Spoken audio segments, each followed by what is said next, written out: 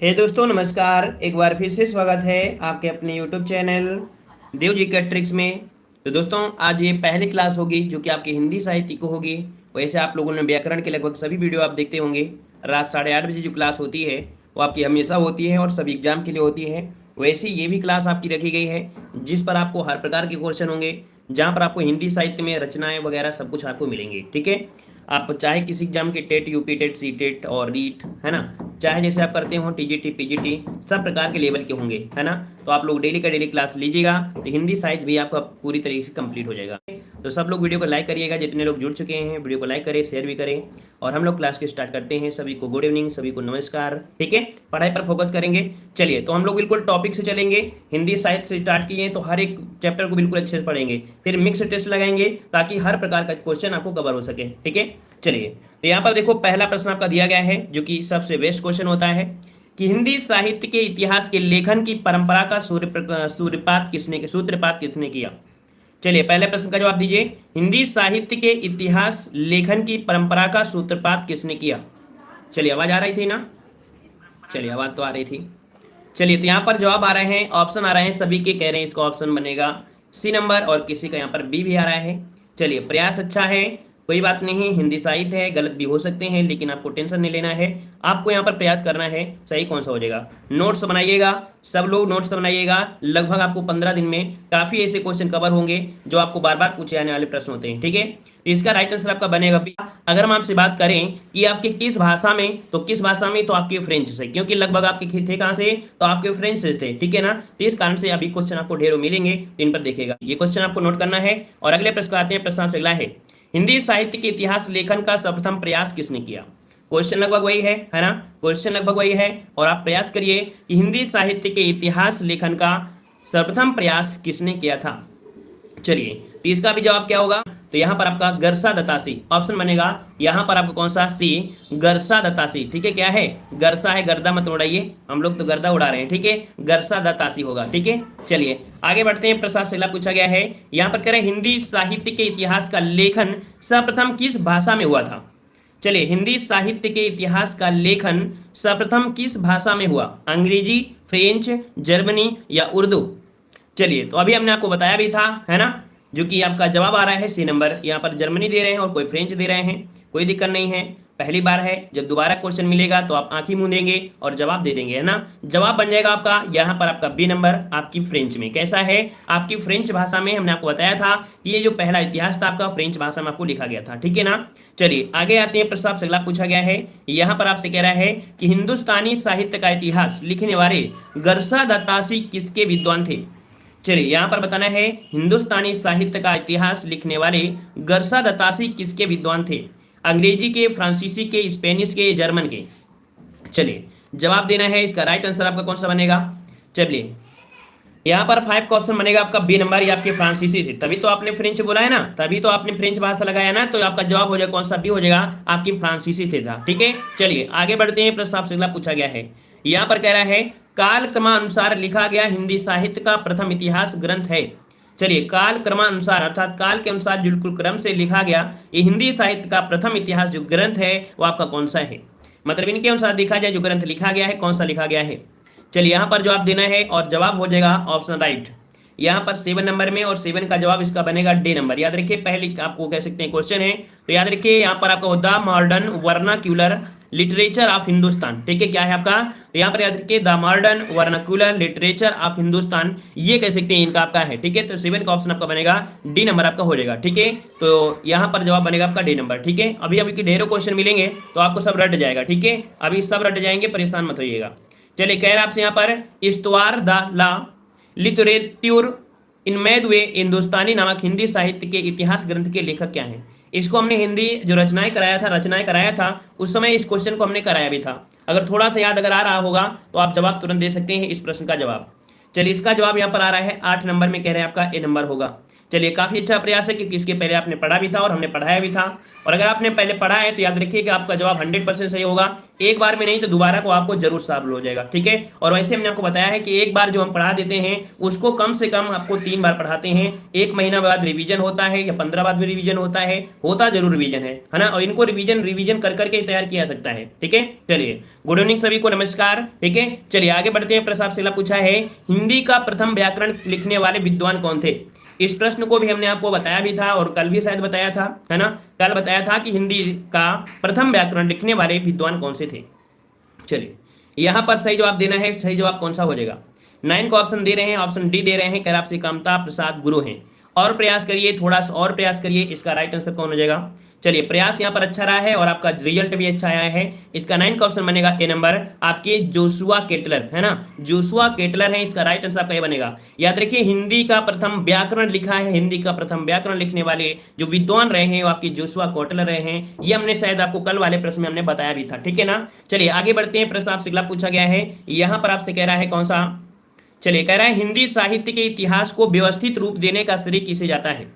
चलिए सब गलत हो रहे हैं तो परेशान मत होइए, सब गलत होंगे हमें पता है, सब गलत हो जाने दीजिए। और ना भी क्वेश्चन हो तो भी गलत हो जाने दीजिए, क्योंकि इसी की क्लास हम आपको एक संडे को करेंगे, तब आपके ज्यादा क्वेश्चन ले लेंगे संडे को, तो यही दोबारा रिवीजन करिएगा। बस हाँ बोर मत होइए, हमारी क्लासों में बोर मत होइए। पहली क्लास आपके लिए बोरिंग हो जाएगी, लेकिन इसके बाद आप बोर मत होइएगा, क्योंकि पहली बार आपसे गलती होगी लेकिन दोबारा आप लोग सही करेंगे, ठीक है ना। क्योंकि हमें मानना है कि हम जब पढ़ा देते हैं तो उसे 2-3 बार कराते हैं और 100% आप लोग हिंदी में भी उसे हो जाओगे, ठीक है। चलिए यहाँ पर जवाब आ गया है, कह रहे हिंदी साहित्य के इतिहास को व्यवस्थित रूप देने के लिए क्या दिया है, व्यवस्थित। अंडरलाइन कर लीजिएगा, जब कॉपी में नोट करिएगा तो इन्हीं पर फोकस करना है जो फोकस किया गया है। व्यवस्थित रूप देने का जो श्रेय दिया गया है वो किसे दिया गया है।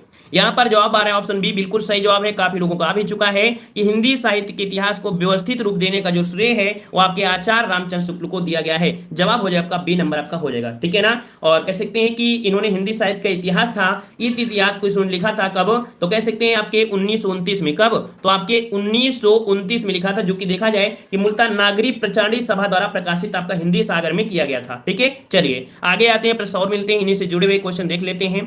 कह रहा है यहाँ पर रामचंद्र शुक्ल हिंदी साहित्य का इतिहास मूलतः किस कृति की भूमिका के रूप में लिखा गया था। हिंदी साहित्य का इतिहास मूलतः किस कृति की भूमिका के रूप में लिखा गया था। चलिए जो लोग पहली बार आ रहे हैं वो लोग चैनल को जरूर सब्सक्राइब करें, ठीक है ना। लाइक भी करें और जय हिंद लिखें ताकि पता चल पाए आप कहां से हैं, ये भी कमेंट करिएगा, ठीक है। चलिए यहाँ पर 11 का ऑप्शन आ रहे हैं, कह रही इसका ऑप्शन बनेगा आपका बी नंबर, बिल्कुल सही है। अभी हमने आपको हिंट भी दिया था कि आपका हिंदी शब्द सागर में है ना, किसमें, हिंदी शब्द सागर में है। इसका राइट आंसर आपका बी हो जाएगा, ठीक है। चलिए आगे आते हैं। प्रश्न आपसे अगला पूछा गया है, कह रहा है आचार्य रामचंद्र शुक्ल द्वारा रचित हिंदी साहित्य का इतिहास का प्रकाशन वर्ष किस वर्ष हुआ था। चलिए बहुत बहुत धन्यवाद है जो लोग यहाँ पर पहली बार जुड़े उनका वेलकम है, और चैनल को सब्सक्राइब करने के लिए और वेलकम है। लेकिन वेलकम इसलिए है कि आप लोग डेली का डेली क्लास लीजिए, है ना, क्योंकि हमारा प्रयास रहता है कि आप क्लास लीजिए, आप कुछ सीखिए। लोग आते रहते हैं जाते रहते हैं, लेकिन कुछ लोग सीख कर जाते हैं, कुछ लोग यहाँ पर आते हैं और ऐसे चले जाते हैं, है ना। तो ऐसे कोई मतलब भी नहीं होता है, मतलब उसे होता है जो आप लोग कुछ सोच कर सब्सक्राइब किया है तो उसका फायदा जरूर लीजिएगा।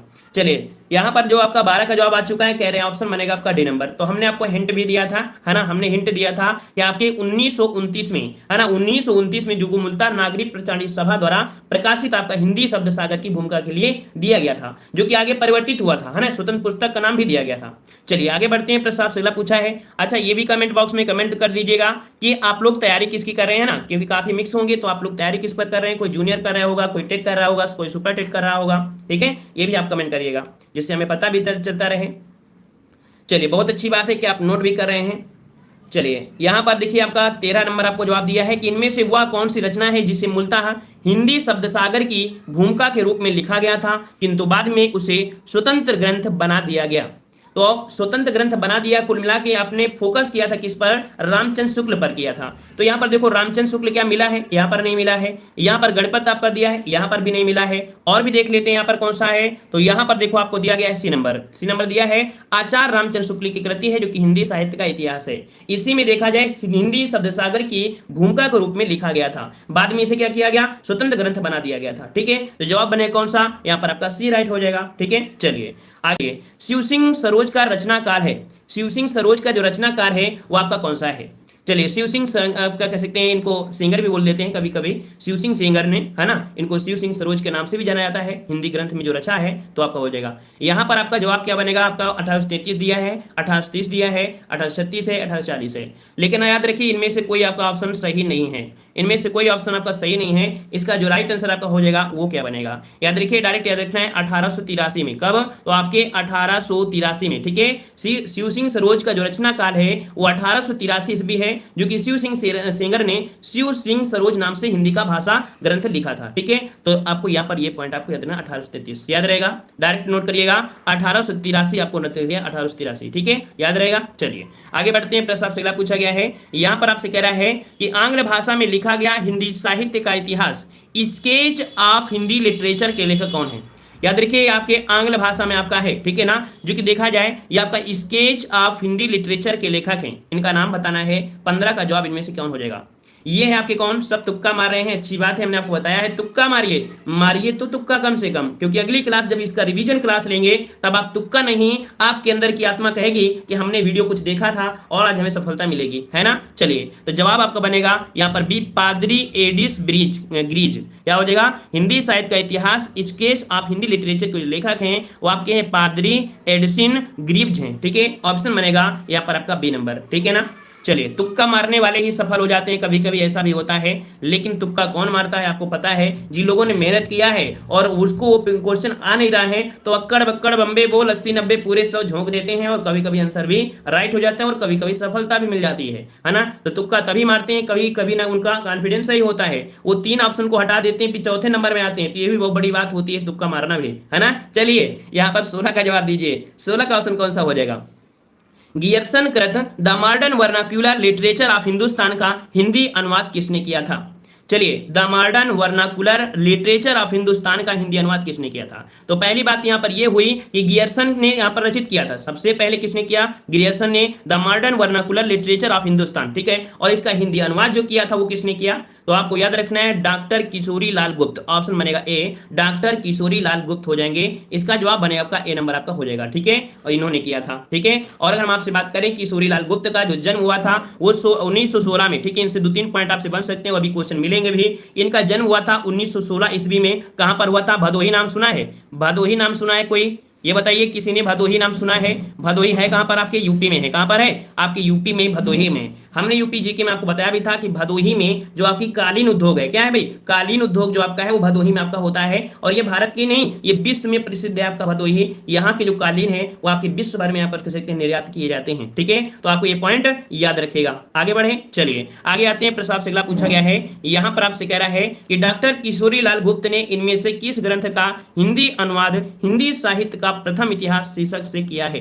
किसने किया है, तो आपके डॉक्टर किशोरी लाल गुप्त ने, ठीक है। किस ग्रंथ का हिंदी अनुवाद किया है, जो कि हिंदी साहित्य का प्रथम इतिहास शीर्षक से किया है। और इसका जवाब जो बनेगा यहां पर क्या हो जाएगा, तो ऑप्शन बनेगा the modern vernacular literature of Hindustan. इसके पहले देखो आपने पढ़ा और इस बार को जवाब लगा दिया। हमने कहा था ना कि हम क्वेश्चन को रिपीट करेंगे ताकि आपको याद हो जाए, है ना। तो परेशान मत होइए, अगर हम क्वेश्चन को रिपीट भी करते हैं तो आपके फायदे के लिए होते हैं, वरना डबल क्वेश्चन हम क्यों करेंगे, है ना। आपके अंदर आत्मा जो सोई आत्मा है ना उसे जगाना है। जैसे हनुमान जी थे ना, हनुमान जी को पता था कि हम कर सकते हैं लेकिन नहीं कर पा रहे थे, जगाना पड़ा है, वैसे आप लोगों को जगाना पड़ रहा है। यहाँ पर आपका बी हो जाएगा, क्लियर हो गया। चलिए आगे बढ़ते हैं। प्रश्न आपसे अगला है, यहां पर दिया है डॉक्टर किशोरी लाल गुप्त ने इसमें ग्रंथ किस ग्रंथ का हिंदी अनुवाद हिंदी साहित्य में। अच्छा क्वेश्चन नंबर वही हो गया है, चलिए क्वेश्चन नंबर वही आपका हो गया, रिपीट हो गया है तो बी हो जाएगा। और आगे बढ़ते हैं। प्रश्न आपसे अगला पूछा है, यहां पर आपसे कह रहा है इनमें से किस साहित्यिक ग्रंथ को किशोरी लाल गुप्त ने हिंदी साहित्य का इतिहास नाम से अनुवाद करके प्रकाशित किया। क्वेश्चन देखो वही है और इसका जवाब भी क्या हो जाएगा,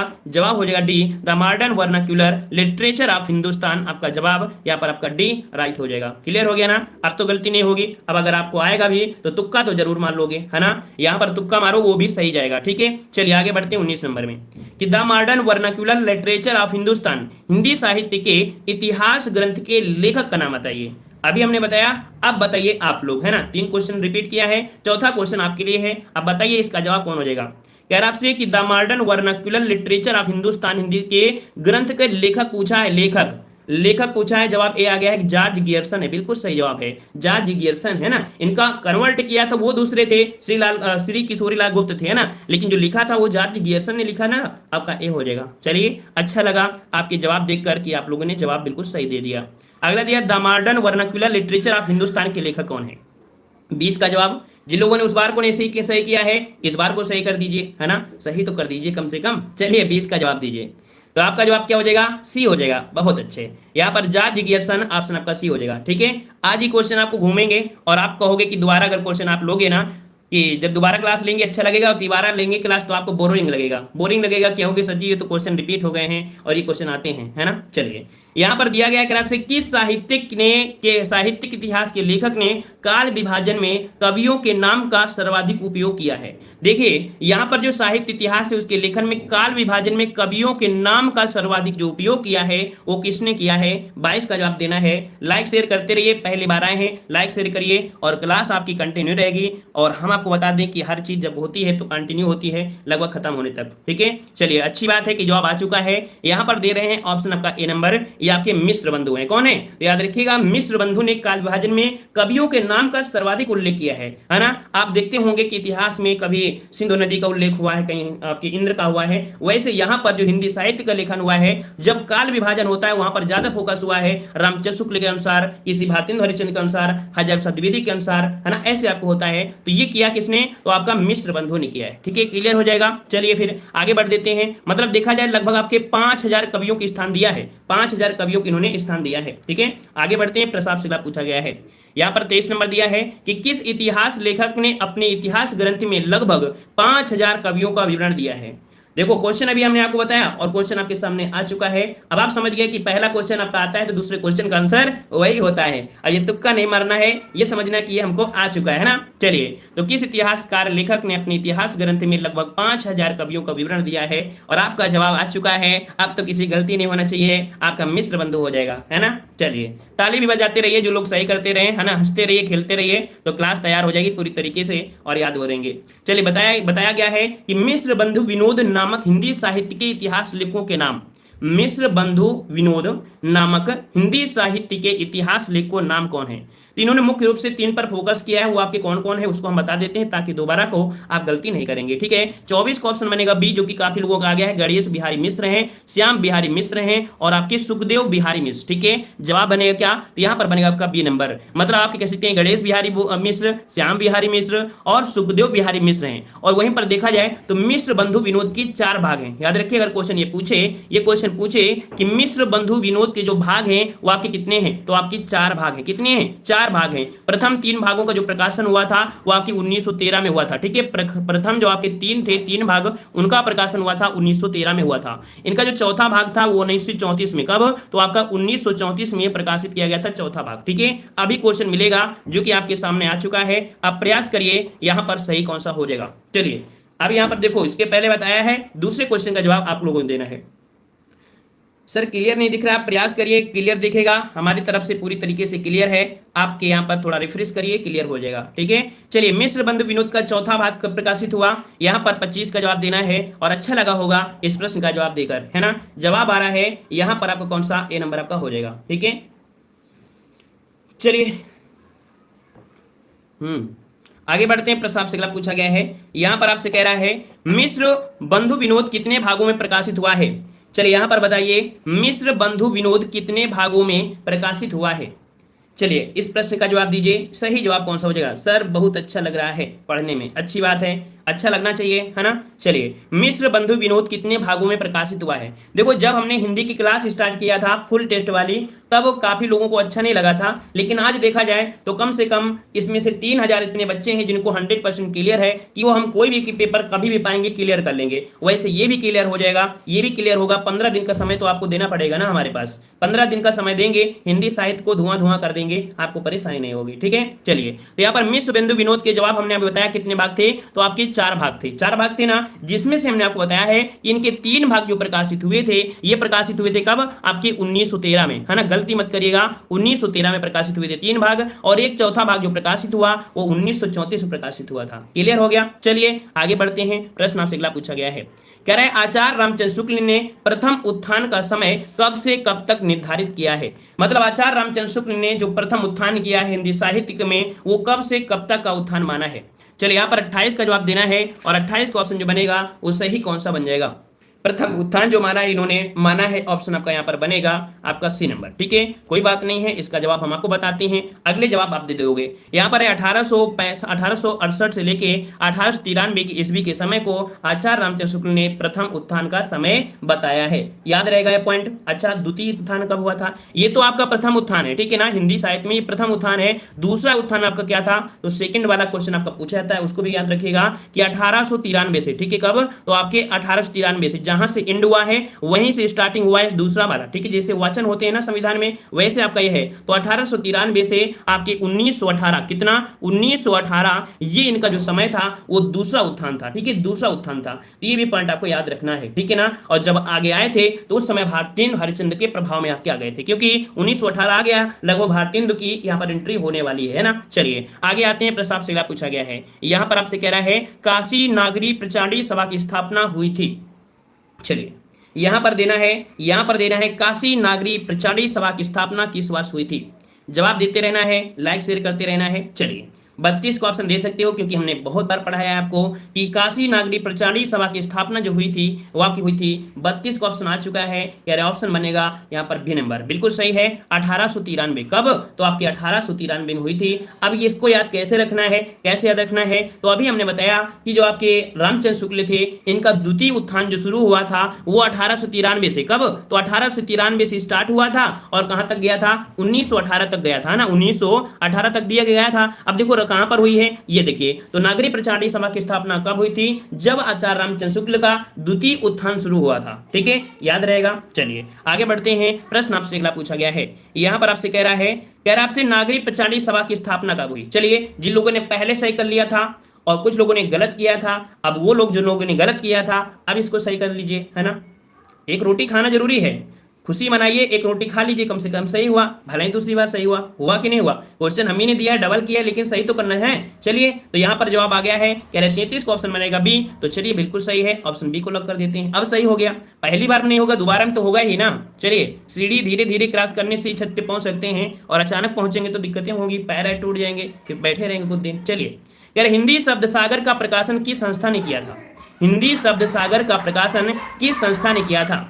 यहां पर जवाब देना है, इसका राइट आंसर आपका कौन सा हो जाएगा। चलिए, हिंदी शब्द सागर का प्रकाशन किस संस्था ने किया था? तो संस्था हो जाएगा आपका कौन सा? ऑप्शन बी हो जाएगा, नागरी प्रचांडी सभा। नागरी प्रचांडी सभा। चलिए, इसके पहले आपने पढ़ा था, तो अब ये बताइए कि नागरी प्रचांडी सभा की स्थापना कब हुई थी। अब आपके पास ऑप्शन आपने 2 बार पढ़ा है, अब यहां पर बताइए, अब यहां पर बताइए नागरी प्रचांडी सभा की स्थापना कब हुई थी। अभी आपने पढ़ा था, अगर आप जवाब दे दोगे तो हम समझेंगे कि आपने कुछ सीख लिया है ना। अभी जस्ट इसके पहले क्वेश्चन था। चलिए 1893 दे रहे हैं, 1893 अच्छी बात है, और आपके जवाब को देखकर हमें अच्छा लगा कि चलिए कि आपके पास ऑप्शन नहीं है तो कम न कम याद तो कर सकते हो। चलिए, फोर्ट विलियम कॉलेज की स्थापना कब हुई थी।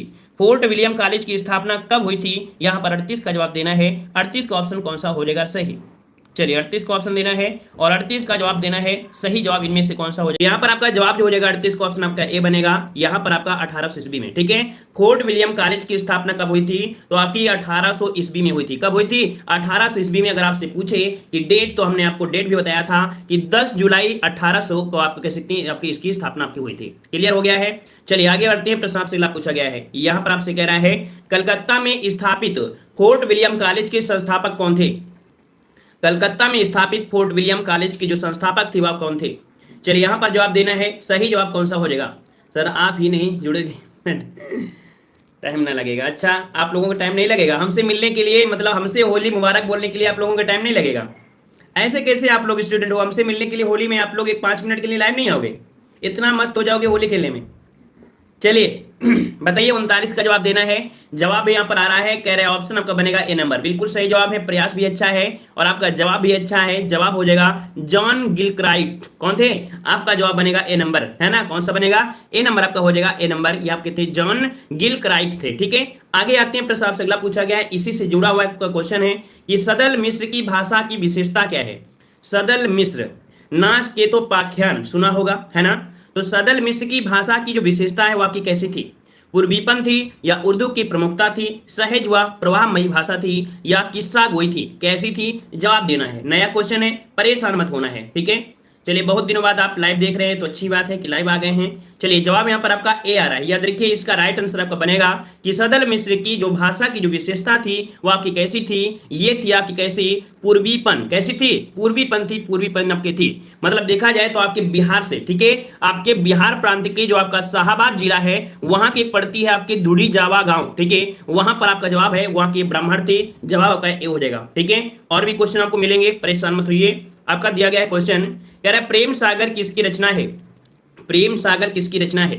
चलिए यहाँ पर जवाब दीजिए। प्रेम सागर आपने हाई स्कूल में पढ़ा भी होगा, बहुत अच्छे से पढ़ा होगा, उम्मीद है कि आपका जवाब भी बिल्कुल सही आएगा। चलिए, यहाँ पर लल्लू लाल आ गए हैं। तो हमने आपको बताया था प्रेम जो करते हैं, प्रेम जो करते हैं आज की इस दुनिया में वो लल्लू होते हैं, है ना। याद रहेगा, इसका राइट आंसर आपका बनेगा कौन सा? जवाब आ गया है बी नंबर, लल्लू लाल, है ना। ऑप्शन बी बनेगा, क्योंकि प्रेम इस डिजिटल दुनिया में क्या है? नश्वर है, ठीक है ना, नश्वर है। प्रेम से दूर रहिएगा, प्रेम करिए तो अपनी किताबों से, अपनी पढ़ाई से, अपने टारगेट से। ऑप्शन बनेगा आपका बी नंबर आपका हो जाएगा, ठीक है ना, याद रहेगा। चलिए आगे आते हैं। प्रश्न आपसे अगला पूछा गया है, कह रहा है कि रानी केतकी की कहानी के रचनाकार कौन से हैं? चलिए यहाँ पर बताइए कि रानी केतकी की कहानी के जो रचनाकार है वो आपके कौन है? सभी का जवाब सही आना चाहिए, क्योंकि ऐसे क्वेश्चन जो आपने हमेशा पढ़ा है उस पर गलती मत होना चाहिए, ठीक है ना। जो नए क्वेश्चन है उन पर कोई दिक्कत नहीं है, आप कर सकते हैं, लेकिन जो पुराने प्रश्न उनको सही करिएगा, ठीक है। चलिए, यहाँ पर 44 का ऑप्शन आ रहा है, कह रहे हैं रानी केतकी का कहानी, ये है आपके सी नंबर दे रहे हैं ईसा अल्लाह खां। क्या जवाब आपका सही है? तो यहाँ पर आपका जवाब सभी का सी आ गया है, तो हम आपके ऑप्शन को लॉक कर देते हैं। रानी केतकी की कहानी के जो रचनाकार है वो आपके कौन है? तो मुंशी ईसा अल्लाह खां। जवाब आपका सी राइट हो जाएगा। आगे बढ़ते हैं। प्रश्न आपसे अगला पूछा गया है, यहाँ पर आपसे कह रहा है निम्नलिखित में से कौन फोर्ट विलियम कॉलेज अर्थात कलकत्ता में हिंदी के अध्यापक थे? इनमें से बताइए कि जो आपके फोर्ट विलियम कॉलेज में जो आपके अध्यापक के रूप में रहे थे, कौन रहे थे 45 में?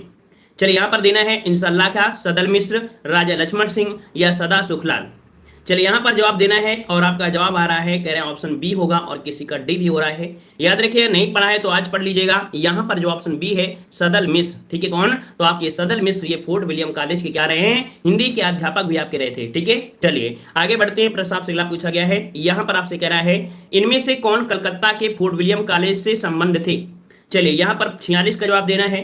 पहले प्रश्न में यहाँ पर देख सकते हैं, कह रहा आपसे कि इनमें से कौन कलकत्ता के फोर्ट विलियम कॉलेज से संबंध थे? आपके पास है ऑप्शन लल्लू लाल, ईसा अल्लाह खां, सदा सुखलाल, भारतीय हरिश्चंद्र। चलिए, यहाँ पर जवाब देना है।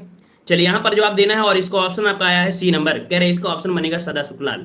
तो देखो, यहाँ पर ये पूछा है कि जो संबद्ध थे ना, इसके पहले क्या पढ़ा था आपने? इसके पहले था कि फोर्ट विलियम कॉलेज में जो अध्यापक के रूप में थे सदल मिश्र थे। यहाँ पर क्वेश्चन आपसे पूछा गया है कि कलकत्ता के फोर्ट विलियम कॉलेज जो संबंधित थे कौन थे? तो आपके कौन थे? तो आपका जवाब हो जाएगा ए नंबर, ये आपके लल्लू लाल थे। कौन थे? लल्लू लाल। ऑप्शन बनेगा ए नंबर, लल्लू लाल, ठीक है। आगे आते हैं। प्रश्न आपसे अगला पूछा गया है, यहाँ पर आपसे कह रहा है कि नासकेतोपाख्यान के लेखक कौन है? नासकेतोपाख्यान के लेखक कौन है? चलिए, लाइक शेयर भी करते रहिए। चलिए, यहाँ पर जवाब दीजिए, नासकेतोपाख्यान के लेखक कौन है? 47 का जवाब यहाँ पर जवाब आ गया है, कह रहे हैं ऑप्शन बनेगा 47 का ए नंबर। चलिए, 47 का ए नंबर अगर सभी का आ रहा है तो हम आपके ऑप्शन को लॉक करते हैं। चलिए, आपके ऑप्शन को बिल्कुल सही है, आपके ऑप्शन को लॉक कर देते हैं। सदल मिश्र आपका जवाब बिल्कुल सही हो जाएगा। सदल मिश्र आपका जवाब बिल्कुल सही है ना, कोई दिक्कत नहीं है। ऑप्शन आपका यहाँ पर ए हो जाएगा। आगे बढ़ते हैं। प्रश्न आपसे अगला पूछा गया है, नासकेतोपाख्यान के लेखक कौन है? अगर इसके पहले आपने गलती किया है, अब इसको सही कर दीजिए और आपको भी अच्छा लगेगा कि नहीं क्वेश्चन रिपीट हुआ और आपका जवाब बिल्कुल सही हो जाएगा, है ना। चलिए, यहाँ पर जवाब आ चुका है 48 का ऑप्शन आ रहा है डी नंबर, तो बिल्कुल सही है। नासकेतोपाख्यान सदल मिश्र, ऑप्शन आपका डी राइट हो जाएगा। अब ये क्वेश्चन आपसे गलत नहीं होना चाहिए, क्योंकि जब क्वेश्चन 2 से 3 बार रिपीट हो तो वहां पर गलती होने के चांस नहीं होना चाहिए, ठीक है। अगला है, इनमें से कौन, इनमें से सदल मिश्र की रचना कौन सी है? इनमें से सदल मिश्र की रचना कौन सी है? रानी की कहानी, प्रेम सागर, सुखलाल या नासकेतोपाख्यान? चलिए, 49 का ऑप्शन आ रहे हैं, कह रहे हैं नासकेतोपाख्यान सदल मिश्र, बिल्कुल सही है। ऑप्शन बनेगा डी, सदल मिश्र की रचना आपकी कौन सी है? नासकेतोपाख्यान। ऑप्शन राइट आपका यहाँ पर बनेगा 49 का डी नंबर। क्लियर है? चलिए, क्लियर है तो आगे बढ़ लेते हैं। प्रश्न आपसे अगला पूछा गया है, कह रहे हैं ईसा अल्लाह खां द्वारा रचित रानी की केतकी की कहानी का दूसरा नाम क्या है? चलिए, इसके पहले आपने पढ़ा होगा रानी केतकी की कहानी, कौन? आपकी ईसा अल्लाह खां, है ना। मतलब ईसा अल्लाह खां द्वारा रचित कहानी थी आपकी रानी केतकी का कहानी, लेकिन पूछा गया है इसका दूसरा नाम क्या है। अगर किसी को जवाब आ रहा है तो जल्दी से कमेंट करिए, जल्दी से कमेंट बॉक्स में कमेंट करिए कि रानी केतकी कहानी का दूसरा नाम क्या था। यहाँ पर दिया है चंद्रभान चरित या उदयभान चरित या मलखान चरित या सूर्यभान चरित। जवाब भी आ चुका है। और आपका यहाँ पर ऑप्शन बी, या देखिए रानी की कहानी का दूसरा नाम था आपका क्या, तो यहाँ पर आपका हो जाएगा उदय भानचरित। क्या था? उदय भानचरित। ऑप्शन आपका बी हो जाएगा। देखो काफी लोगों के जवाब आ गए हैं, मतलब काफी लोगों की तैयारी भी अच्छी है और बेहतरीन तरीके से आपकी तैयारी हो जाएगी, परेशान मत होइएगा, ठीक है। कहते हैं ना कि धीरे धीरे सब कुछ होता है, बूंद बूंद से घड़ा भरता है। अगर आप सोचो कि नहीं हमें हिंदी साहित्य नहीं आती, तो ये समझिए कि इसके पहले आपने कितना टाइम दिया है हिंदी साहित्य में, है कि नहीं? इसमें टाइम तो भी नहीं दिया है, अब आपको हम टाइम देंगे, यहाँ पर फोकस करेंगे, ठीक है। आपसे जबरदस्ती टाइम लेंगे और आपकी हिंदी साहित्य को भी जबरदस्ती आपको यहाँ पर मजबूत करेंगे। चलिए, यहाँ पर उदय भानचरित के लेखक कौन है? तो आप तो गलती मत करिएगा, क्योंकि इसके पहले हमने आपको बता दिया कि आपके ईसा अल्लाह खान द्वारा रचित कहानी थी रानी की कहानी, और उन्हीं का दूसरा नाम था उदय भानचरित के लेखक कौन हो जाएंगे? तो आपका ईसा अल्लाह खान जवाब हो जाएगा डी, है ना। अब आपको ये पॉइंट भी क्लियर हो गया है, क्योंकि क्वेश्चन को 2 बार से रिपीट किया है और आंसर आपका क्लियर हो चुका है। चलिए आगे आते हैं। प्रश्न आपसे अगला पूछा गया है, यहां पर आपसे कह रहा है, आपसे यहां पर दिया गया है जो कि क्वेश्चन, सुखलाल की रचना किसने की थी? सुखलाल की जो रचना किया था वो किसने किया था? चलिए यहां पर जवाब देना है, सुखलाल की रचना किसने किया है। चलिए, यहां पर काफी लोग बहुत मेहनत से तैयारी कर रहे हैं। बहुत लोगों के कुछ यहाँ पर कह सकते हैं सपने हैं कि मुझे टीचर बनना है और टीचर बनकर मुझे कुछ करना है ना। तो भाई अपने सपनों को साकार करने के लिए मेहनत तो रात दिन करना ही पड़ेगा, है ना। चलिए, यहाँ पर 52 को ऑप्शन आ चुके हैं, कह रहे ऑप्शन डी होगा, तो बिल्कुल सही जवाब है। सुखलाल की रचना किसने की थी? तो सदा सुखलाल, ऑप्शन राइट आपका यहाँ पर हो जाएगा डी नंबर, ठीक है। आगे बढ़ते हैं। प्रश्न आपसे अगला पूछा गया है, यहाँ पर आपसे कह रहा है कि सुख सागर का विषय क्या है? सुख सागर का विषय क्या है? चलिए, यहाँ पर देना है सुख सागर का जो विषय है वो आपका कौन सा है। चलिए, लाइक शेयर करने में आप लोग कंजूसी मत करिएगा, लाइक शेयर करने में आप लोग कंजूसी मत करिएगा, क्योंकि क्लास आपकी स्टार्ट हुई है इसी उम्मीद के साथ कि लगातार आप लोग यहाँ पर चैनल पर फोकस करेंगे, बढ़ावा देंगे, सपोर्ट करेंगे। हम सपोर्ट करेंगे तो आप लोग भी सपोर्ट करेंगे, ठीक है। तो जितने लोग भी यहाँ पर जुड़ते हैं वो लोग सभी लोग लाइक शेयर करते रहा करें, ठीक है। चलिए, सुख सागर का विषय क्या है? विष्णु पुराण के प्रेरक प्रसंग के बारे में दिया है, या गीता के प्रेरक प्रसंग के बारे में दिया है, या विष्णु पुराण के उपदेशात्मक प्रसंग के बारे में है, या इनमें से कोई नहीं? जवाब क्या बनेगा? जवाब यहाँ पर आपका सी आ रहा है। तो चलिए हम आपके ऑप्शन को लॉक की तरफ बढ़ते हैं और आपका जवाब यहाँ पर आपका हो जाएगा 53 का ऑप्शन सी। याद रखिएगा कि जो सदा सुखलाल आपके सुख सागर है उसका विषय क्या है? तो विष्णु पुराण के जो उपदेशात्मक प्रसंग है उन पर आपका फोकस किया गया है। कुल मिला के देखा जाए जो डॉक्टर नागेंद्र है ना, डॉक्टर नागेंद्र, एक याद रखिएगा, अभी क्वेश्चन मिलेगा, डॉक्टर नागेंद्र, ठीक है, डॉक्टर नागेंद्र। तो डॉक्टर जो नागेंद्र है, इनकी पुस्तक है हिंदी साहित्य का इतिहास में इन्होंने लिखा है ना। तो यहाँ पर जवाब जो बनेगा आपका हो जाएगा सी नंबर, ठीक है। और भी क्वेश्चन इसी से मिलेंगे। यहाँ पर आपसे दिया गया है कि आपसे भाषा योग वशिष्ठ के लेखक कौन है? भाषा योग वशिष्ठ के जो लेखक हैं वो आपके कौन से हो जाएंगे? चलिए, राम प्रसाद बिस्मिल है, रमाशंकर वाजपेयी हैं, राम प्रसाद निरंजनी है, या इनमें से कोई नहीं? चलिए, यहाँ पर देना है भाषा योग विशिष्ट के लेखक। जवाब भी यहाँ पर आ चुके हैं और आपका जवाब आ रहा है ऑप्शन सी। याद रखिए सर यही क्लास में नो कमेंट। चलिए, अच्छी बात है। तो याद रखिए यहाँ पर 54 का ऑप्शन आ रहा है सी नंबर। तो यहाँ पर भाषा योग विशिष्ट के जो लेखक हैं राम प्रसाद निरंजनी है। कौन है? राम प्रसाद निरंजनी हो जाएंगे, ऑप्शन आपका सी राइट हो जाएगा, ठीक है। आगे बढ़ते हैं। प्रश्न आपसे अगला पूछा गया है, यार आपसे यहाँ पर योग वशिष्ठ के लेखक कौन है? योग वशिष्ठ के लेखक कौन है? पहली बार का जो प्रयास था वो असफल रहा है, लेकिन दूसरा प्रयास आपका सफल ही होना चाहिए। चलिए, तो यहाँ पर जवाब कौन सा है? 55 की अगर हम बात करते हैं तो आपका जवाब बिल्कुल सही हो जाना चाहिए इस बार को, क्योंकि योग विशिष्ट जो आपके हैं कौन है? राम प्रसाद निरंजनी है ना। पहली बार को जो आपका निशाना था वो मिस हो गया है, लेकिन दोबारा का निशाना मिस नहीं होना चाहिए, ठीक है ना। ऑप्शन आपका बी राइट हो जाएगा। अगला प्रश्न आपसे पूछा गया है, खड़ी बोली की पहली रचना कौन सी है? चलिए, हमने आपको बताया है कि हम आपको हिंदी साहित्य में एग्जाम में आने वाले क्वेश्चन को जरूर सॉल्व कर दोगे, है ना। हमारे वीडियो देखकर हाँ लेक्चर नहीं बन पाओगे, लेक्चरर किसी डिग्री कॉलेज के लेक्चरर जाके नहीं बन पाओगे, लेकिन यहाँ पर आप एग्जाम में कोई क्वेश्चन भी छोड़कर नहीं आओगे, ठीक है। चलिए, तो यहाँ पर दिया है खड़ी बोली की पहली रचना, क्योंकि इतना साधारण भी आपका नहीं होता है ना। चलिए, यहाँ पर दिया कह रहे साफ दिख नहीं रहा है भाई, तो हमारे हिसाब से आप अगर वीडियो की क्वालिटी बढ़ा लेंगे, है ना, 144 से बढ़ाकर अगर आप 360 कर लीजिए 240 हो जाएगा, तो बिल्कुल साफ साफ दिखेगा, ठीक है। चलिए, तो खड़ी बोली की जो पहली रचना है वो आपकी कौन सी है? 56 का जवाब देना है। और यहाँ पर जवाब दे रहा है, कह रहे प्रेम सागर है, नाचकेतोपाख्यान है, ढोला मारू दा दुहा है, या आसिया दिया है। बहुत ही अच्छा क्वेश्चन आपका है। याद रखिए, खड़ी बोली की पहली रचना जो आपकी है वो आपकी है नाचकेतोपाख्यान। कौन है भाई? नाचकेतोपाख्यान है। इसका राइट आंसर आपका बनेगा बी नंबर आपका हो जाएगा, ठीक है। बी नंबर हो जाएगा, नाचकेतोपाख्यान हो जाएगा, ठीक है। आगे बढ़ते हैं। प्रश्न आपसे अगला पूछा गया है जो कि यहाँ पर आपका दिया गया है। अच्छा, यहाँ पर कह सकते हैं जो आपको देख सकते हैं। अच्छा, आगे आते हैं, आगे बढ़ते हैं। प्रश्न आपसे अगला पूछा गया है, गोरा बादल की कथा किसके द्वारा रचित है? गोरा बादल की कथा किसके द्वारा रचित है? गोरा बादल की कथा किसके द्वारा रचित है? दलपत विजय के द्वारा, जटमल के द्वारा, जलहड़ के द्वारा या नरपत नाल के द्वारा। यहां पर जवाब देना है। इसका राइट आंसर आपका कौन सा बन जाएगा?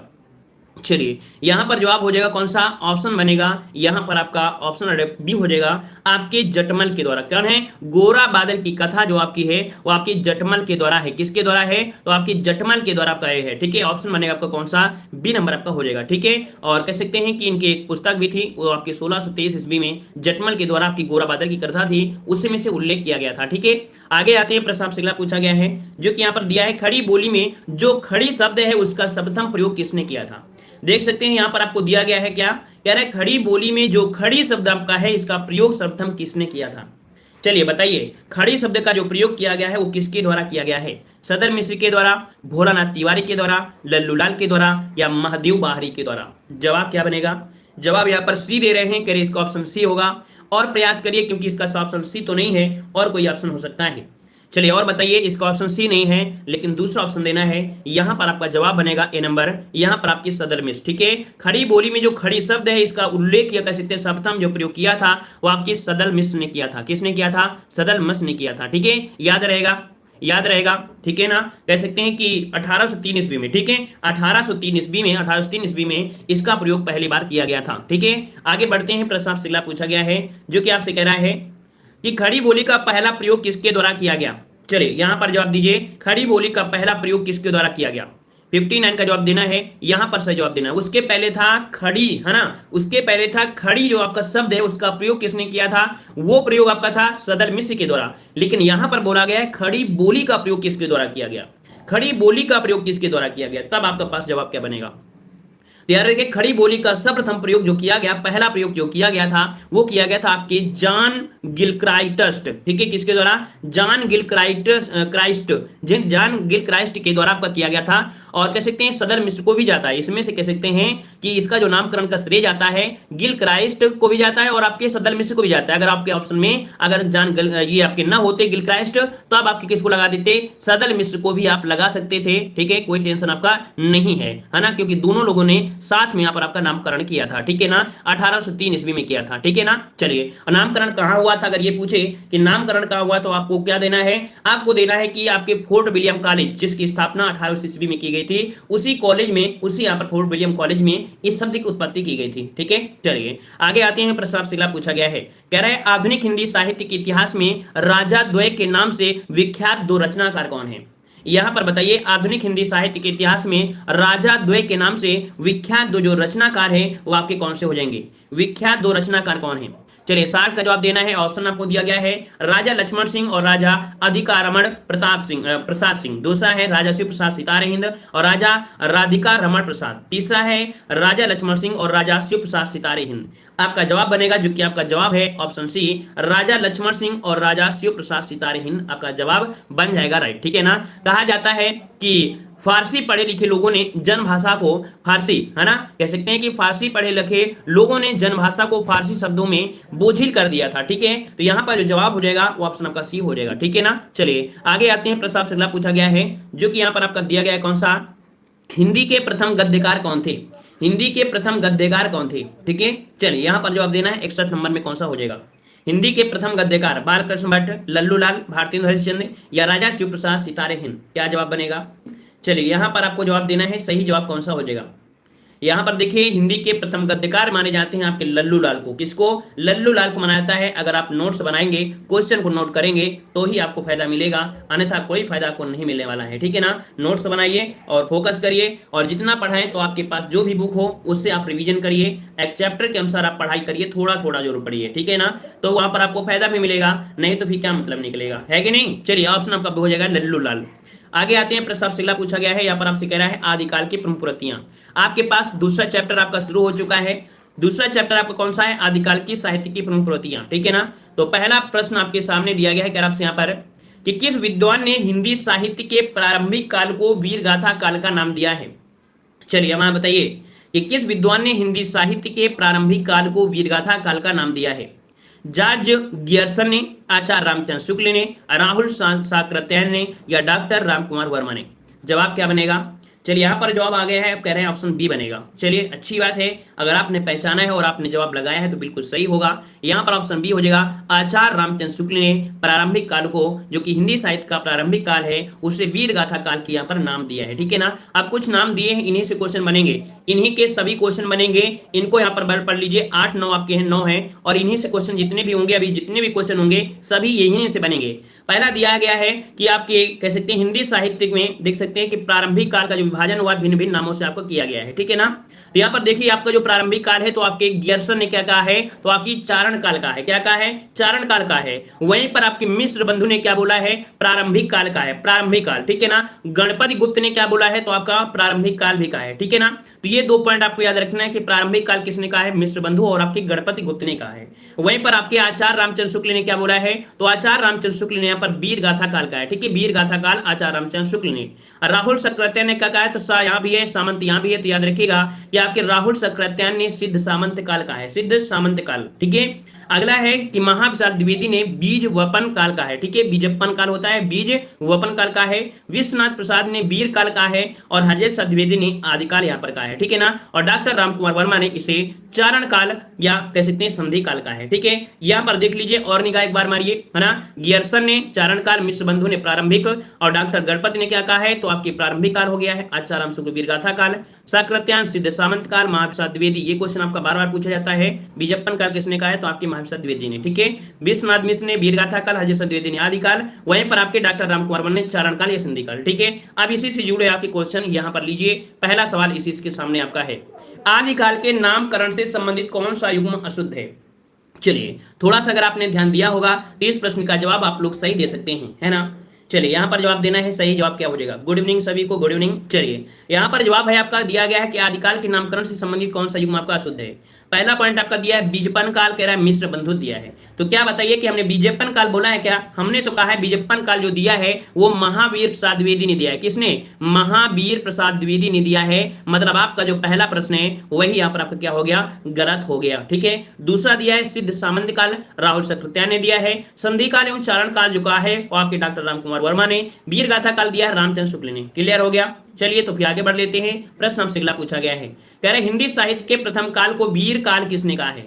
चलिए इस प्रश्न का जवाब दीजिए, हिंदी साहित्य के प्रथम काल को वीर काल किसने कहा है। अभी हमने बताया था वीर काल किसने कहा है। चलिए तो याद रखिए विश्वनाथ प्रताप सिंह। क्या बनेगा, विश्वनाथ प्रताप सिंह। याद रखिए इसका राइट आंसर आपका बनेगा सी नंबर, कि हिंदी साहित्य के प्रथम काल को वीर काल किसने कहा है, तो आपके विश्वनाथ प्रसाद मिश्र ने कहा है। ठीक है, तो आपका जवाब क्या बनेगा, सी नंबर आपका राइट हो जाएगा। कोई दिक्कत, कोई डाउट, कोई डाउट। चलिए यहाँ पर देखो, यहाँ पर मिश्र बंधु ने क्या कहा है, तो आपकी इसे कहा है प्रारंभिक काल। मिश्र बंधु ने इसे प्रारंभिक काल माना है। राहुल सक्रात्यायन ने क्या माना है, तो सिद्ध सामंत माना है। सिद्ध सामंत जो माना है किसने, तो आपके राहुल सक्रात्यायन ने माना है। वहीं पर डॉक्टर रामकुमार वर्मा ने कहा है चारण काल। चारण काल का है, या इसे हम लोग क्या बोल सकते हैं, इसे हम लोग संधि काल भी कह सकते हैं। ठीक है, संधि काल भी कह सकते हैं। इसे हम रटा देंगे, अभी रटाएंगे, परेशान मत होइए। इतने क्वेश्चन आपको करार दे रहे हैं कि आपको रटेगा, इसी वीडियो में रटेगा। चलिए बताइए, हिंदी के प्रारंभिक काल को वीर गाथा काल का नाम किसने दिया है ना। वीर गाथा काल का नाम किसने दिया है। चलिए यहाँ पर जवाब देना है, 4 का जवाब देना है आचार्य रामचंद्र शुक्ल, हरिदास द्विवेदी, राहुल सक्रात्यायन या मिश्र बंधु। चलिए यहाँ पर जवाब कौन सा बनेगा, वीर गाथा काल, और जवाब यहाँ पर 4 का आ रहा है ऑप्शन ए। बिल्कुल सही जवाब है कि वीर गाथा काल का है किसने, आचार्य रामचंद्र शुक्ल। याद रखिएगा वीर कौन थे आपके, तो राम भगवान थे, राम भगवान, है ना। तो ऑप्शन बन जाएगा आपका ए नंबर आपका हो जाएगा। हजारी प्रसाद द्विवेदी ने अभी बताया कि हजारी प्रसाद द्विवेदी ने जो कहा है वो आपका आदिकाल का था। क्या कहा था, आदिकाल का था, आदिकाल। ठीक है ना। अगर हम आपसे बात करें मिश्र बंधु ने क्या कहा है, मिश्र बंधु ने क्या कहा है, तो यहाँ पर आपको कह दोगे कि आपके प्रारंभिक काल जो कहा है वो आपके मिश्र बंधु ने कहा था। राहुल सक्रात्यायन की बात करें तो राहुल सक्रात्यायन क्या थे, तो आपका जवाब हो जाए क्या, राहुल सक्रात्यायन थे आपके सिद्ध सामंत काल। क्या थे, तो आपके सिद्ध सामंत काल थे। हम सभी पर फोकस कर रहे हैं, परेशान मत होइए, सबका यहाँ पर देख रहे हैं। आगे बढ़ते हैं, प्रश्न आपसे अगला पूछा गया है। यहाँ पर आपसे कह रहा है सर डेट्स याद नहीं हो रही हैं, उनको भी याद करने का हम कुछ तरीका सोचेंगे। ठीक है, चलिए बताइए आदिकाल को वीर गाथा काल किसने कहा है। चलिए अब हमारे हिसाब से अब हर एक प्रश्न का जवाब लगभग दे सकते हो, क्योंकि लगभग हमने सभी कुछ आपको बता दिया है। चलिए आदिकाल को वीर गाथा काल किसने कहा है, यहाँ पर जवाब भी आ चुके हैं। कह रहे 5 का ऑप्शन बनेगा 3rd नंबर रामचंद्र। चलिए अच्छी बात है, यहाँ पर जो जवाब है बिल्कुल सही है, क्योंकि हमने बताया है कि वीर जो आपके थे कौन, राम थे, तो ऑप्शन सी हो जाएगा, रामचंद्र शुक्ल आपको हो जाएगा। अच्छा लग रहा होगा कि कुछ हमने यहाँ पर सीखा है, कुछ आपके प्रश्न आपके सही हुए हैं। अगर एक वीडियो में आपको एक नंबर भी आपको मिल जाता है एग्जाम में, तो हमारे हिसाब से एक वीडियो देखने से एक नंबर मिलता है, बहुत बड़ी बात होती है। कंटिन्यू रहेंगे, जब आपको यहाँ पर 100 वीडियो देख लेंगे तो कहीं ना कहीं आपके 50 नंबर तो क्लियर ही होंगे ना। चलिए, और हर एक चीज होती है, बूंद बूंद से घड़ा भरता है, और आपको डेली थोड़ा ना थोड़ा मेहनत करना ही पड़ेगा। ठीक है, चलिए यहाँ पर आपसे दिया है कि आदिकालीन हिंदी साहित्य को सिद्ध सामंत काल कहने वाले विद्वान कौन थे। अब हमें आपको बताना भी नहीं पड़ेगा और आप जवाब दे दोगे, क्योंकि यहाँ पर आपका सिद्ध सामंत हमने आपको बताया भी है ना। क्या बनेगा, चलिए राहुल सकृत्यायन जवाब आ चुका है, ऑप्शन आपका डी हो जाएगा, राहुल सकृत्यायन। ठीक है ना, क्लियर हो गया। आगे बढ़ते हैं, प्रस्ताव शिला पूछा गया है, यहाँ पर दिया है आदिकाल के लिए बीजप्पन काल का नामकरण किसने किया है। आदिकाल के लिए बीजप्पन काल का जो नामकरण किया है वो किसने किया है। चलिए, तो देखो राहुल सकृत्यायन तो होंगे नहीं है, क्योंकि राहुल सकृत्यायन जो आपके हैं उन्होंने दिया है सिद्ध सामंत काल, तो यह तो आपके हो नहीं सकते हैं। फिर आपका दिया डॉक्टर नागेंद्र दिया है, डॉक्टर नागेंद्र की अगर हम बात करते हैं तो यहाँ पर डॉक्टर नागेंद्र तो आपका दिया नहीं है ना। मतलब 11 का ऑप्शन जो आपका बनेगा वो आपका बनेगा सी नंबर, महावीर प्रसाद द्विवेदी। महावीर प्रसाद द्विवेदी ने यहाँ पर बीजप्पन काल का मतलब आदिकाल को बीजप्पन काल आपका कहा है। ठीक है, हजार प्रसाद द्विवेदी ने आपके आदिकाल कहा है। ठीक है, आगे आते हैं, प्रस्ताव से अगला पूछा गया है, कह रहा है कि आदिकाल का वीर काल का नामकरण किसने किया है। चलिए 13 का जवाब दीजिए, आदिकाल को वीर काल का नामकरण जो किया है वो किसने किया है। चलिए यहाँ पर जवाब देना है, पसंद आ रहा है तो मुजापन बोलते हैं ना, कहते हैं ना, कंजूसी मत करिए, कंजूसी करेंगे तो थोड़ा सा हमें भी और लगेगा। लाइक शेयर करते रहिए, पहली बार आए हैं, और ज़्यादा से ज़्यादा लोगों को जोड़ने का प्रयास करिए, है ना, ताकि हम हमेशा मोटिवेट रहें। और जिस प्रकार से हिंदी की वो क्लास चलती है कंटिन्यू रात 8:30 बजे, वैसे ये भी क्लास आपकी हमेशा चलती रहे। ठीक है ना, प्रयास रहेगा कि आपको रट्टा तोता बना देंगे, पूरी तरीके से एग्जाम में आएगा, आप तुरंत आंखें मूंद कर जवाब दे सकते हैं। क्लियर है, और ये सब चीज हो सकता है सबके मिलने से, बूंद बूंद से सब लोग बनेंगे। चलिए यहाँ पर 13 का ऑप्शन आ चुका है, कह रही इसका ऑप्शन होगा वीर काल कौन है। तो देखो वीर काल दिया है, क्या दिया है, वीर काल दिया है। तो यहाँ पर देखो वीर गाथा काल था, यहाँ पर वीर काल दिया है। अगर हम आपसे बात करें वीर काल, तो जवाब आ गया है विश्वनाथ प्रसाद मिश्र, बिल्कुल सही जवाब आया है। वीर काल जो आपका है विश्वनाथ प्रसाद आपके हैं। ठीक है, कौन है, ऑप्शन सी राइट हो जाएगा। देखो अभी हमने बताया था रामचंद्र शुक्ल के बारे में, क्या बताया था, रामचंद्र शुक्ल बताया था वीर गाथा काल, इन्होंने कहा था वीर गाथा काल कहा था। क्या बोला था, वीर गाथा काल जो कहा था वो आपके रामचंद्र शुक्ल ने कहा था। ठीक है ना, वहीं पर आपके राम कुमार वर्मा ने इसे चारण काल कहा था। क्या कहा था, चारण काल कहा था राम कुमार वर्मा ने। उम्मीद है कि इतनी बार हमने रिपीट किया है कि ऐसे क्वेश्चनों को आप हमेशा सही कर देंगे, बस 1-2 बार रिवीजन करने की जरूरत होगी। कब, जब आप नोट्स बना लेंगे तब। नोट्स बनाएंगे हर चीज सरल लगेगी, नोट्स नहीं बनाएंगे तो हर चीज आपको कठिन लगेगी। समय के रहते हुए आपको अच्छा लगेगा, लेकिन समय के अनुसार ये ढलती जाएगी। ठीक है, तो आपको ढलना नहीं है, इसको और यंग बनाना है, मजबूत बनाना है। चलिए, किसी हिंदी साहित्य के प्रथम काल को आदिकाल का नाम किसने दिया, बताइए। हिंदी साहित्य के प्रथम काल को आदिकाल का जो नाम दिया है वो किसने दिया है। चलिए 14 का जवाब देना है। तो देखो आदिकाल कौन है आपके, हजार प्रसाद द्विवेदी। कौन है, हजार प्रसाद द्विवेदी हैं, ऑप्शन बी राइट हो जाएगा, हजार प्रसाद द्विवेदी हो जाएगा। क्लियर है, चलिए आगे बढ़ते हैं, प्रश्न आपसे अगला पूछा गया है। अच्छा, चेहरा नहीं दिख रहा है, थोड़ा सा इसे साइनिंग कर देते हैं और साइनिंग हो जाएगा तो आपका हम दिखने लगेंगे। अगला दिया गया है, कह आपसे यहाँ पर निम्नलिखित में से कौन सा नाम आदिकाल का नहीं है। देखो आदिकाल के भी नाम किए गए हैं, है ना, आदिकाल के नाम भी किए गए हैं। वीरगाथा काल है, गद्य काल है, चारण काल है, सिद्ध सामंत काल है। आप बताइए इनमें से कौन सा काल हमने नहीं बताया है, इसमें से कौन सा काल हमने नहीं बताया है। तो यहाँ पर अगर आप तुक्का भी लगाना चाहते हो तो लगा सकते हो, क्योंकि चारण काल, सिद्ध सामंत काल, वीरगाथा काल आपने पढ़ा है, लेकिन गद्य काल ये आपके आदिकाल का नामकरण नहीं है। जवाब बनेगा आपका बी नंबर, कोई दिक्कत नहीं है। तो बस आगे बढ़ते हैं, प्रश्न आपसे अगला पूछा गया है, आदिकाल को प्रारंभिक काल का नाम किसने दिया है। आदिकाल को प्रारंभिक काल किसने दिया है, यहाँ पर जवाब देना है कि आपका 16 का जवाब क्या बनेगा। चलिए 16 का जवाब देना है, 16 का जवाब इनमें से कौन सा हो जाएगा। तो प्रारंभिक काल किसने कहा है, मिश्र बंधु ने, है ना, बिल्कुल सही जवाब है, पहचान भी अच्छी है, मिश्र बंधु ने कहा है। ठीक है, मिश्र बंधु ने। अगर आपका जवाब ए आ रहा है तो आपको बता दें कि गियर्सन ने आदिकाल को चरण काल क्या है, क्या है, चारण काल कहा था, इन्होंने चारण काल कहा था आपके डॉक्टर गियर्सन ने। मिश्र बंधु ने कहा था आपका प्रारंभिक काल कहा था, है ना। महावीर प्रसाद द्विवेदी ने बीजप्पन काल कहा था, और आपके हजारी प्रसाद द्विवेदी ने कहा था आदिकाल कहा था। क्लियर हो गया है। आगे आते हैं, प्रस्ताव से अगला पूछा गया है, कह रहा है यहाँ पर आदिकाल को आधार काल किसने कहा है। चलिए यहाँ पर देखो दिया है आधार काल। ठीक है, आधार काल, इस प्रश्न का जवाब दीजिए। चलिए आगे बताइए, यहाँ पर सही जवाब कौन सा हो जाएगा। अभी सभी क्वेश्चन आपको मिलेंगे, अभी क्वेश्चन आपको सभी मिलेंगे। तो देखो यहाँ पर दिया है कि आदिकाल को आधार काल जो कहा है वो किसने कहा है। इसका राइट आंसर आपका बनेगा C number, doctor Mohan Awasthi. देखो नया चीज मिला है, मतलब इसके पहले अगर आप तुक्का लगाते तो आपका जवाब मिलता। क्यों? क्योंकि डॉक्टर नगेंद्र हैं, डॉक्टर नगेंद्र आपके है नहीं है, यहाँ पर आचार्य हजीर से राम को तो आपके थी नहीं, आपका जवाब बनेगा सी नंबर, डॉक्टर आपके कौन है, मोहन अवस्थी हो जाएगा। ठीक है, डॉक्टर मोहन अवस्थी ने आदिकाल को आधार काल कहा है। ठीक है, और डॉक्टर वसुदेव सिंह ने उदय काल कहा है। ठीक है ना, एक पॉइंट और याद रखिएगा, एक आपको मिलेंगे वासुदेव। ठीक है, कौन बोलेंगे? वासुदेव। और वासुदेव ने जो कहा है, वासुदेव जो ने कहा है वो क्या कहा है, तो उद्भव काल कहा है। ठीक है, इन्होंने कहा था उद्भव काल। ठीक है, उद्भव काल कहा था, उद्भव काल। ठीक है, उद्भव काल आपका हो जाएगा। ठीक है, आगे बढ़ते हैं, प्रश्न आपसे अगला पूछा गया है, यहां पर कह रहा है सूची फर्स्ट को सूची सेकंड से मिलाइए। देखो अभी आपने स्टार्टिंग में हमने आपको बताया थ्योरी के माध्यम से, अब बताया आपको ऑब्जेक्टिव के माध्यम से, अब आपके पास चारों ऑप्शन है। हमारे हिसाब से अगर इस क्वेश्चन को सही करते हैं तो आपने जो सीखा है आज की मेहनत इसी क्वेश्चन में है, पूरी की पूरी मेहनत आज की इसी क्वेश्चन में है। लॉक कर दीजिए, जल्दी से ऑप्शन, आपको चारों ऑप्शन दिखा देते हैं और आज की मेहनत यहीं पर आपकी रंग लाएगी कि आपने कुछ सीख लिया है ना। चलिए यहां पर जवाब दीजिए कौन सा हो जाएगा। तो रामचंद्र शुक्ल, देखो हमने बताया क्या, हमने बताया रामचंद्र शुक्ल ने वीर थे, है ना, वीर थे, तो रामचंद्र शुक्ल को वीर से बना दीजिए, यहां पर आपको सेकंड हो जाएगा। हजारी प्रसाद द्विवेदी ने क्या किया है, आदिकाल कहा है, हजारी प्रसाद द्विवेदी ने आदिकाल कर दिया, तो यहां पर आपका 4 हो जाएगा।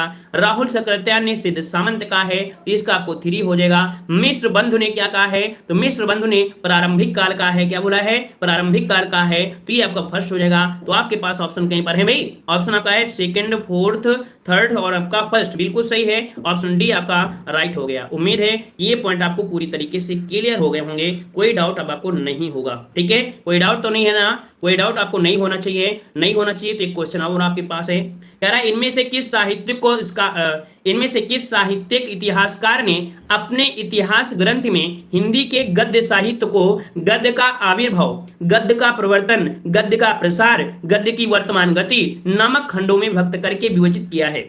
उन्होंने अपने साहित्यकार में क्या क्या नाम दिया है हिंदी साहित्य में, तो हिंदी साहित्य गद्य को उन्होंने गद्य का आविर्भाव कहा है, गद्य का प्रवर्तन भी कहा है, गद्य का प्रसार भी कहा है, गद्य की वर्तमान गति कहा है, आदि खंडों में इन्होंने विभक्त किया है। इनका नाम क्या है, इनका नाम है राम। क्या नाम है, राम, मतलब आपका जवाब हो जाएगा रामचंद्र शुक्ल। ठीक है, किसने, तो 19 का ऑप्शन बनेगा सी नंबर, यहाँ पर आपके रामचंद्र शुक्ल हो जाएंगे। ठीक है, रामचंद्र शुक्ल आपका जवाब बन जाएगा। ठीक है, आगे बढ़ते हैं, प्रश्न आपसे अगला पूछा गया है, यहां पर जो दिया गया है कि आपसे आचार्य रामचंद्र शुक्ल ने हिंदी साहित्य का आरंभ कब से माना है।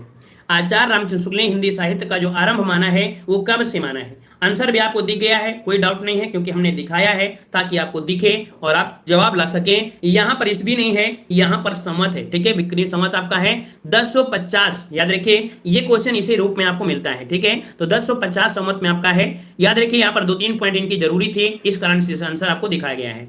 रामचंद्र शुक्ल ने हिंदी साहित्य का आरंभ जो संवत है वो 1050 ईस्वी से आपका संवत से माना है, और हिंदी साहित्य के 9 वर्ष के इतिहास को 4 खंडों में उन्होंने विभक्त किया है। ठीक है ना, नामकरण इस प्रकार से है कि आदिकाल जिसे हम लोग वीरगाथा काल कहते हैं, ये 1050 से 1375 आपका बीसी में आपका होगा। ठीक है, पूर्व मध्यकाल जिसे हम लोग भक्ति काल कहते हैं, वैसे हमने इसे बता दिया है अपने थ्योरी वाले वीडियो में, है ना, थ्योरी वाले वीडियो में इसे हमने पूरी तरीके से कवर कर दिया है, तो आप थ्योरी वाले वीडियो देख लीजिएगा, कवर हो जाएगा, कोई दिक्कत नहीं है। और इसके बाद आपको नोट्स के माध्यम से आप, जय हिंद, सभी को वंदे मातरम, सभी को नमस्कार।